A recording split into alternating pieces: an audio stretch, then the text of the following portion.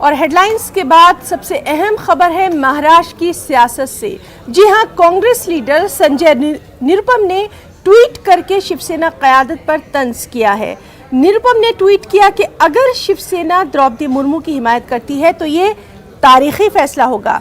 निरुपम आगे अपने ट्वीट में लिखते हैं, क्योंकि पहले बाला साहब के हुक्म की अरकान पार्लिमान तामील करते थे, इस बार ऐसा हुआ है कि अरकान पार्लिमान ने हुक्म पार्टी को दिया है। ये शिवसेना की दाखिली जमहूरियत की इंतहा होगी।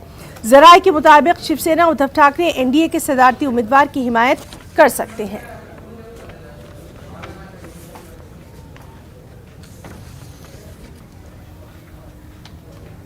सीधे रुख करेंगे मुंबई का। हमारे साथ मौजूद है हमारे साथी अमित राय। अमित, जैसा कि उम्मीद की जा रही थी कि अब सियासत गरमाएगी, संजय निरुपम ने अपने ट्वीट के जरिए कहीं ना कहीं निशाना साधा है।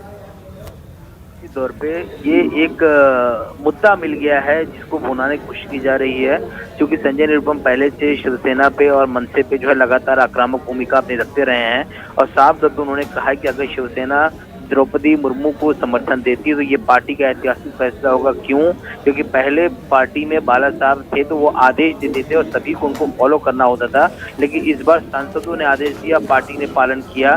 ये शिवसेना के अंदरूनी जनतंत्र की इंतहा होगी।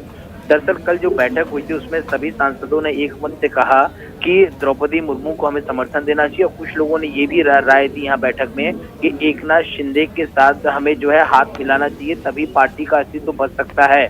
संजय राउत ने जो है इसकी खिलाफत की और ये कहा कि हमें यशवंत सिन्हा को जो है चलना चाहिए साथ में, क्योंकि हम महाविकास अघाड़ी में है। तो संजय राउत को छोड़कर बाकी सभी सांसद जो है वो द्रौपदी मुर्मू को समर्थन देने की बात कर रहे थे। अब इसका आधिकारिक फैसला जो है वो आज या कल में जो उद्धव ठाकरे लेंगे, लेकिन सूत्र हमारे यही बताते हैं कि द्रौपदी मुर्मू को शिवसेना जो है समर्थन देगी। ये फैसला हो चुका है। आधिकारिक तौर पे जो है खाली निर्णय आना जो है मीडिया के सामने बाकी रह गया है।